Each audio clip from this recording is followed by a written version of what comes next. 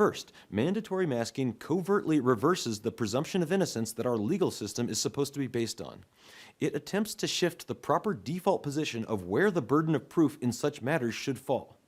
Just as we presume that a human being is born free rather than a slave, or that someone is telling the truth until proven to be a liar, the proper default presumption is one of health rather than sickness.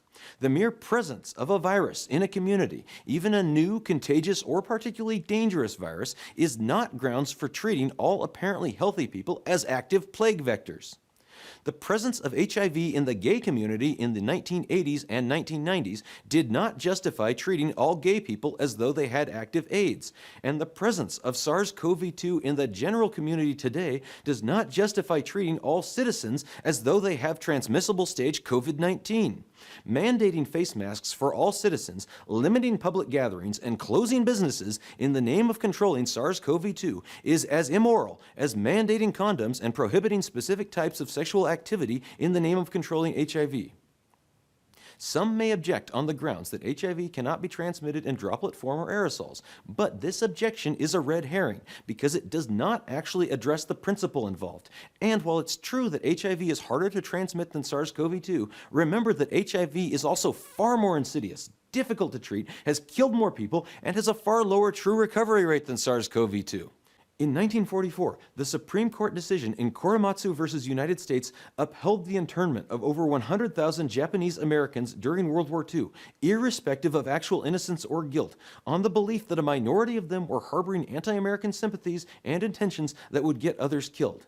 Today, we are taking this flawed premise and applying it to the entire population because a minority of citizens have been and will become infected with one specific virus out of thousands. The Korematsu decision used a flawed criteria, race, as a proxy indicator to predict social harm and death in the same way that we're using PCR tests and case counts today.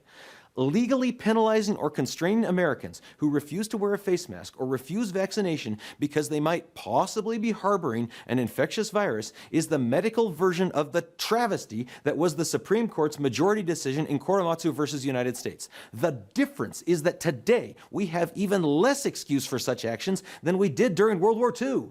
If we believe there's even a 1% chance, we have to take it as an absolute certainty.